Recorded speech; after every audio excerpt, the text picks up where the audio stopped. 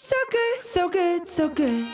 Everything you want for summer is at Nordstrom Rack stores now, and up to 60% off. Stock up and save on the brands you love like Vince, Sam Edelman, Frame, and Free People. Join the Nordy Club to unlock exclusive discounts, shop new arrivals first, and more. Plus, buy online and pick up at your favorite Rack store for free. Great brands, great prices. That's why you Rack. Ready to soundtrack your summer? With Red Bull Summer All Day Play, you choose a playlist that fits your summer vibe the best. Are you a festival fanatic, a deep end DJ, a road dog, or a trail mixer? Just add a song to your chosen playlist and put your summer on track. Red Bull Summer All Day Play. Red Bull gives you wings. Visit redbull.com/brightsummer ahead to learn more. See you this summer.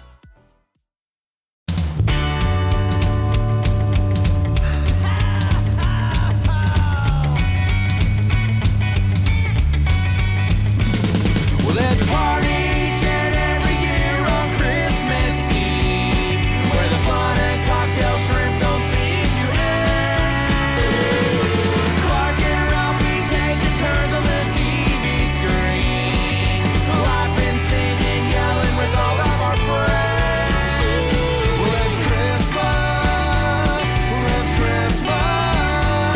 and everybody's gonna spread the holiday cheer. 'Cause it's Christmas. Oh, it's the best time of the year. Let's do fake reindeer. Hey, Dylan. Hey, Matt. So this week we're talking about something that Patreon wanted us to watch, which I'm sure you're shocked to find out that I wasn't the one to pick a Mr. Rogers Christmas special I for was this. very shocked, honestly. Now that I'm like, I know for sure. As I was watching, I was like, is it good? Yes. Is it like Matt Kelly sitting me down and saying, you have to see this? I don't think so. But, Well, but But you know what? I'm ready going to tell rock. you. Yeah. I'm going to tell you. I texted Kyle from Horror Movie Night, and I was like, "Motherfucker, you need to watch. At some point, you need to watch this Christmas special." Yeah. Because, like, all right. So there's a couple things here. For starters, it is very exciting that we're able to watch this at all. Because until about 2 years ago, this was thought to be lost media. Like, you couldn't find it anywhere. This is the only Christmas/holiday episode of Mr. Rogers ever produced. It was produced in 1977. And, like, you can literally find Reddit threads from 3 years ago of people being like, I know I watched a Christmas special of Mr. Rogers. I cannot find it anywhere. Like, why isn't this here? And then eventually about 2 years ago, on the official, like, Mr. Rogers website, they released it. Yep. And he said, all I right, was here gonna it say, is. now you can see it right, like literally right on the website. Right on the website. I sent the Daily Motion link, but whatever. All the same, all good. Yeah. So I had never seen this, obviously, because it aired once 12 years before I was born, or so, 8 years before I was born. Did the math in the wrong direction there. But I kept bouncing back and forth between, like, crying tears of how beautiful and wholesome it was, and then scratching my head every time that we were in a dream sequence with Mr. Magic Man. Yeah. And I was like, what is this? And that's like what I tried to explain to Kyle was I was like, I think this is something that a very specific type of person needs to see because it's one of the few times where I think Mr. Rogers really dabbles in this, like, avant-garde 60s, like, almost LSD inspired filmmaking. Yeah. Like, it's Was it when the hens turn into a Christmas tree? The hens played by children that poof into a Christmas tree. it is really, really out there. And I don't know about you. Yeah. I don't mind that this is 55 minutes long. Okay. But if I was to boil everything down, I would rather 55 minutes of just hanging out with Mr. Rogers while he calmly explains to me all the different holidays. Yep. Because those were the moments where I was like, this is so perfect. And it's like, you and I are both, like, pretty big Mr. Rogers fans. Me as just a general Mr. Rogers fan. You as a teacher. I don't think you can be an 100%. educator and not be, like, take super some team Mr. form Rogers. of influence. Yeah. I will also say, I mean, this and I'm assuming this is why you had said something to Kyle. It is easy to see, and again, this came out in 1977. It is easy to see why we have been kind of bombarded with horror-leaning Mr. Rogers spoofs, like whether it be in creepypasta internet form or in movie form. The Mr. Fantastic, like there was a movie on Hulu a couple years ago. The name is slipping by me. Yes, it was like Mr. Crowley not Mr. Crowley, but it was, and I loved it. Oh, it was great. It was absolutely great. But you know that George Romero got his start shooting segments for Mr. Rogers, right? Yeah, like yes, sir. So there's even that. Like I think Tom Savini and George Romero and a lot of that Pittsburgh like Night of the Living Dead scene cut their teeth with Mr. Rogers. Yeah. And Mr. Rogers, like something that I think gets lost in the sauce just a tiny bit is like when people think about Mr. Rogers, they think of the guy with the cardigan sweater and his sneakers coming in. Mm-hmm. I think what gets lost sometimes, and like when you're older, you realize it way more, that he is every single puppet in the entire land of make-believe, right? He is the composer of almost every single piece of music that you hear in the special. He writes all of his own music. Like it's like he kind of was like a all hands type person, and the stories that you hear are always these like heartwarming tales that these like big burly like biker horror movie teamster type guys would just melt working with him. Like they couldn't not love their time there. Like he just came strolling in high as shit with a bunch of puppets and was like, here's what we're gonna do. How dare you even insinuate that he was high as shit? That man was an ordained minister. What does that mean? It's 2026, Matt. It's okay. No, I think that I'm pretty sure that I read that he never even drank. Like he was like a me. He was like as sober as a sober man can be on that front. California sober is a thing. Oh God! Come on, man! You got to be on a little bit of something to come up with some of these characters. I am very partial to his King Friday the 13th voice. I think that is my favorite one. Lady Elaine is a classic. See, obviously. So we'll get into that because we're going to go into the Land of Make Believe segment is probably my favorite segment. Oh, it's the best part. But I always there's certain like Mr. Rogers things that will immediately just like rock me to my core. Okay. And anytime Daniel Tiger is on screen, there's something that Mr. Rogers does with Daniel Tiger, and I think they dive into it in the documentary, Won't You Be My Neighbor? But like Daniel Tiger represented every doubt and anxiety that Fred had while making the show. And like, there's a story in that documentary that I think about all the time where Mr. Rogers is on his deathbed with his wife and he's reading the Bible and he reads like everybody who was a shepherd will have a home here. And he like looked at his wife with absolute sincerity and asked, "Do you think I was a shepherd?" Oh my God. And she was like, "Fred, I don't think there will ever be a shepherd like you again." Yeah. He just could not believe that anything he was doing was worthwhile or making an impact.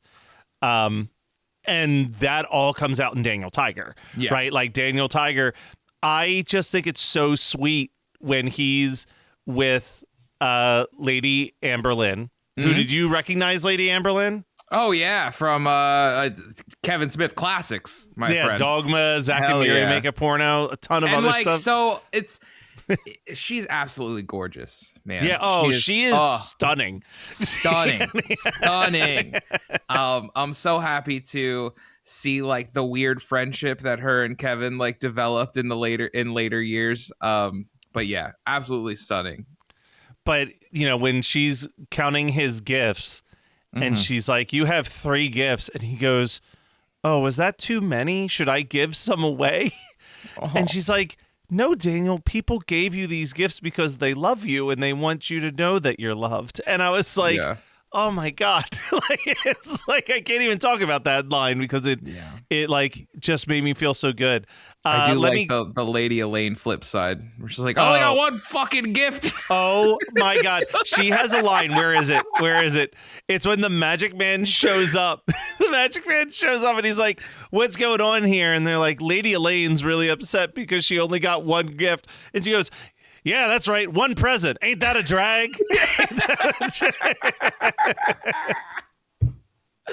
So good, man. Oh, she's the best. I could live the rest of my life never seeing a human skater wearing a freaky Lady Elaine mask, though. That was some nightmare fuel. Yes, that's where I think they called Lady in George. Elaine alone is nightmare fuel. I mean, that puppet is horrifying. It really is. The giant nose. And you know where her name comes from, which is extra terrible? No.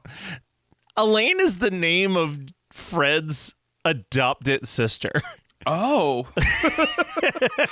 Yikes. That'd be like if you had a puppet like that. Yeah. I was going to say, that'd be like if you had a puppet like that and you're like, I think I'll name her Stevie. Yeah. And she just sucks the whole show. Yeah, like I can't tell if he had an issue with her or if, because you also hear stories that Fred had like a good sense of humor where he was just like, oh man, this is really going to piss her off. This will be great. Look, I'm going to give her a big ass nose. Make her the creepiest puppet on the show. It is. It's like, what the fuck is that? Yeah. She shows up. It's very upsetting. All right, so jumping to the beginning though. Yes. Mr. Rogers, just right out the gate, you're getting the Mr. Rogers theme with like these jingling bells and Christmas sounds mixed into it, and I'm already like hearts melting. We're getting a very rare like Fred in the city of Pittsburgh walking around. He shakes Mr. McFeely's hand, which is noted on like 4 different websites. Like only one of 2 times that Fred ever shook Mr. McFeely's hand, the other being the final episode of Mr. Rogers when he said goodbye to him. Okay. But he goes home. He's got a package from Mr. McFeely. It's a gift from the McFeely family. It's a new pair of shoes. Now, I do love, this is a very 1977 thing that would not happen, I think, today, is almost immediately after opening up the gift, the people who gave the gift then call him to be like, did you get the gift? Yeah. We got to know how you feel about it. Yeah. But I like that he's like, he said to put it on, to open it after the sweater. That's what I thought, new shoes. And why? Like, because he always put on the shoes after he put on his sweater. I kind of get it, but I'm like, man, his shoes looked fine. Yeah. Well, he said that they were really taking a beating. That's why they're going to become some painting shoes. The same. We need to throw them in the mud a little bit, scuff them up. You want to scuff up Mr. Rogers' shoes? What type of monster are His you old on this ones. episode? Make him look a little more that he needs new shoes. But then there's a couple really sweet Mr. Rogers lines, and one of them is pretty early on where he's talking about like what his goal is with this Christmas special, and he literally says, I hope that your own doing and living with others will help you find what fits you best in this life. And I literally started crying in bed watching it. I was like, God damn it, Mr. Rogers. Every time you just say what my heart needs to hear. And that's what I do. You brought this up earlier. Those were the best moments of this special is when we are kind of one-on-one with Mr. Rogers, or like he's the one that's kind of running the show. Like, again, I know that he's doing the voices of the puppets and stuff like that. And when the he's land of in the lead make-believe seat. rules, but when he is there, that's when I'm locked in. Yeah, 100%. And that's like, again, they talk about this in so many movies and documentaries, but that was kind of the magic of Mr. Rogers, is that he could just sit in front of a camera and monologue for 15 minutes and hold every child and adult's attention. Yep. Doing that, like, without all of like the chaos around him. I said, now there's carolers. We're 3 minutes in, and this might be the most wholesome and lovely Christmas special I've ever watched. Carolers that ask at the end, they were like, did we do it at the right time? Like, yeah. so Which again, cute. it's so cute. And just like, there is just this, I don't know, there's always this thing with Mr. Rogers that I love that like goes out of its way to remind everybody watching that they are watching a show. Yeah, it's this like filmed stage production. That quality that it feels like, and I don't mean that as a negative. Yeah, it's like a very lovely thing. Are you troubled by trying to find a great movie podcast to listen to? Do you experience a love for monster movies from the classic Universal era to the modern creature features? Have you or your family ever watched episodes of Elvira, Monster Vision, or Svengoolie? If the answer is yes, then don't wait another minute. Open up your podcatcher and search for the professionals.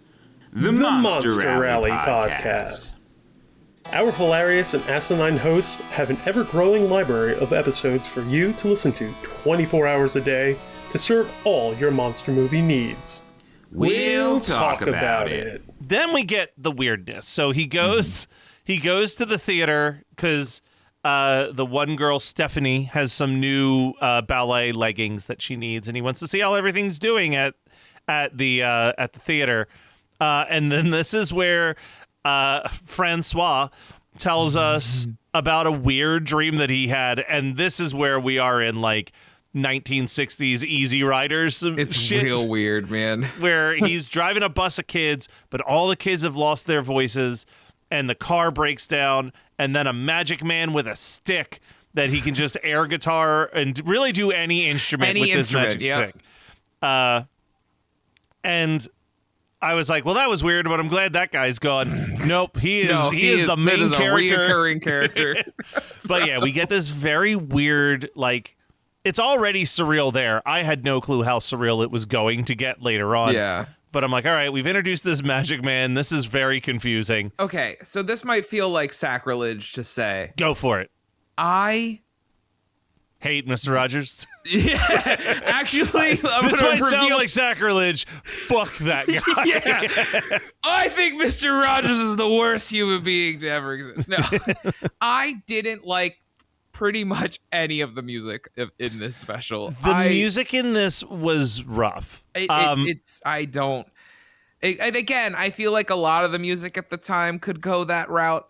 There was a really weird, I had texted this to you. I felt the take on Silent Night was really strange. It's I think when Mr. Rogers' music is at its best, again, it's when Fred is just singing. Yeah. When it's that simple little, like, almost toy piano sound and him singing, like, it's a beautiful day in the neighborhood, or it's such a good feeling, or, you know, like, he has all these lovely songs that he sings. Yeah.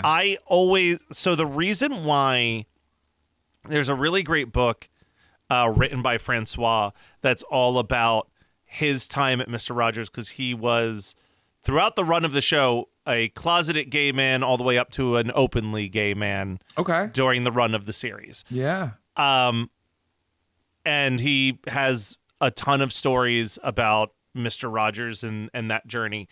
But, like, Rogers loved his singing voice. He was like a local theater actor. I can't stand his singing voice. Yeah, it's such like a forced operatic type vibe, and it just doesn't like, gel with me. So the what ends up happening is the magic man basically turns these kids into bells. Like they can make bell noises. So Francois is sitting there and is like, all right, I'm gonna put you guys in this order and I want you to play this. And they play Silent Night, and it's really pretty bells. And so I'm thinking Francois is gonna start singing Silent Night with the bells, and like the bells are going, and it goes to the part with Silent Night, and like the bells hit, and he just goes, oh holy Lord God Almighty, Silent Night. And I'm like, what is happening? Yeah. This isn't even with the music. It was really odd. Francois, as a character, as a person, amazing. Not a fan of his singing voice, as you had noted. Yeah, I'm kind of in the same boat there. But we leave here. Stephanie goes back to Rogers' house. And like you can always tell that these are all like local kid actors. Yeah. So their performances are debatable at best. But it is still like, I think that there was a smartness even with that, because there is this like sugary sweetness that comes from the fact that they're not trained actors, and it does just feel like a kid trying to say what their emotions are. And it's a really sweet moment all the way up until the point where she's like, I was thinking about that Magic Man from Fritz, and you're like, oh no. Don't say his name 3 times. Yeah. And then Magic Man. Then we see this story with Mrs. Hamilton, who came by looking for eggs, and she imagines this crazy story where Mrs. Hamilton desperately needs eggs, but none of her chickens are laying any eggs, and the Magic Man turns a bunch of children into hens, and they run around while she's screaming like, I need those eggs, and it's just, does this sound like Night Fuel, listeners? Yeah. Because it is. And you're just like, what is happening? Why is any of this happening? Oh my God. And then, like Dylan said, they turn into a tree. Sure. Great. Awesome. It's a surreal, strange, but probably the most surreal of all the moments. I would agree. Now, any of these happen to be hard-boiled? Like, so weird. It's such a weird scene. But then after, again, the chaos of this, we go back to Mr. Rogers, and this is where he opens his little, like, one side says Merry Christmas, the other side says Happy Hanukkah. And I'm like, you know what? 1977, Mr. Rogers sitting down and being like, people celebrate different things, and some people choose to not celebrate anything. Yeah, and that's like absolutely amazing. Like, that's so okay, and that's totally great. And I'm like, holy shit, like, what a solid man this guy was. Yeah, and then you think for a second and you go, what the fuck, man? We were doing this in 1977 and some dumbasses still can't get it through their heads. They still can't. They did not pay attention to Mr. Rogers. They simply sat in front of the TV and watched Mr. Rogers. Yep, exactly. Like, you can tell who was actually watching and who was forced to watch. And then this is where we go into the neighborhood of make-believe. And yeah, we kind of covered most of this, but is there anything in the neighborhood we want to expound upon? Nothing, like, there's nothing really that jumps out to me. I loved Fred's character voices for each of the different puppets. It has been easily 25 years since I have watched anything to do with Mr. Rogers. Like, for real. It's not something that I continued into like my adulthood, my adult fandom or anything. So in my mind, as someone who hasn't watched Mr. Rogers in over a couple decades, I pictured Mr. Rogers as like a toned down Pee-wee's Playhouse, like, if that makes sense, which I feel like that is kind of the idea behind it, where once they hit the land of make-believe, it's like, all right, this is what I remember Mr. Rogers being, was like that land of make-believe stuff. So that's what I was into. Even as a kid, I was like, these puppets are awesome, mainly because they scare the hell out of me. Yeah. Mike, and I figured I was eventually going to get here at some point doing this. I can't watch Mr. Rogers and not think about my grandpop. He loved Mr. Rogers. I remember this was God knows how many years ago, when I was a kid sleeping over his house for a whole week. And every morning he would get up and watch Mr. Rogers' Neighborhood by himself. And I asked him why. And he literally said, it teaches you how to be a good person. Aww. And like the other thing that he loved, which we don't get in this, but it was a big part of Mr. Rogers' house, or Mr. Rogers' Neighborhood, is like, my grandpa loved when he would go and like show you how something was made. Like he would go to like the crayon factory and show you how a crayon is made. And it was like, he just thought that was like so fascinating because he, even as an adult, was like learning something that he didn't know. Like, oh, that's how that is made, huh? That's crazy. Like, and that was kind of the other big thing that like you learn is like, beyond everything he did, like he was sort of a documentarian. Like the way that he would shoot these little like educational videos, like he cared very much about using the TV medium in an educational way. It's a way to show you not only like how the world works, but also how the world should work. Like you're getting like, okay, here's how things are done. Here's how things are made. Also, here's how you can be a good human being as well. Yep, 100%. So we come back from the land of make-believe. We go to the play. Yes. Stephanie's still waiting to see if her parents will arrive. You know that whole storyline, like this says a lot about me as a person. That whole storyline, all I can remember is 8 Crazy Nights when Davey is informed that his parents died on the way to his you were waiting for game. Oh God. I was like that's all I remember is Whitey like being like, and that's when they told her that her parents didn't make it. They had a sheet of black ice on the way to the basketball game. Dear God. But don't worry, we don't get closure to that story just yet because we need the Magic Man. Rule of 4s, as everybody knows. We need the Magic Man to show up a 4th time. And this time we're just told like a parable, basically, about a lost sheep and boy with the lost lamb. I'm not going to lie. At this point, I started hitting the 10-second skip ahead when they started singing their sheep song. I was like, all right, I need to get past this. Like I was like tired in bed. We got to I think it was the most overtly religious part of it, which isn't terrible. Like I thought it was fine, but it is still less religious than like Linus just straight up being like, here's the book of the Bible where Jesus is born. It's true. I didn't hate it. And I you know me, I love the Charlie Brown Christmas special. So it's not like I was, let me turn this off. It's religious. I mean, but it was more like, hey man, we're 50 minutes into this. We need to speed this up. And that was where I like started to skip ahead, was just like, I don't need to hear them sing this shepherd song, and I don't need Francois to sing the Friendly Beasts. Like I need to get to Stephanie's dance number and her parents showing up, because we all knew that her parents were showing up. And who drove the bus that brought Stephanie's family home? The Magic Man. The Magic Man. And then I had to write down this last quote from Mr. Rogers as he wraps it up. He says, "I, for one, wish you good memories of this holiday, and I hope you'll be able to look at all the different ways that people have showed you that they love you this year." We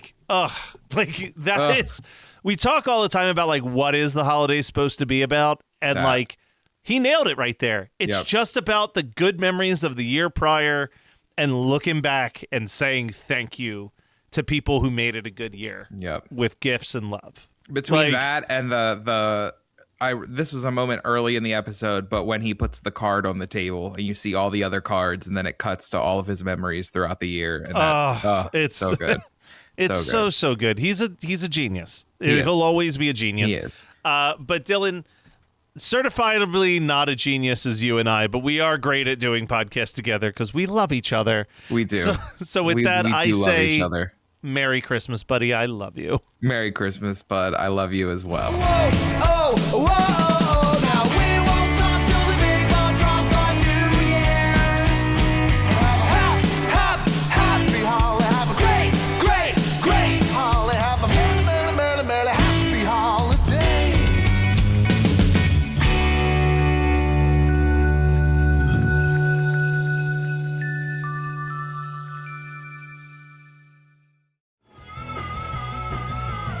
You're listening to the Geekscape Network.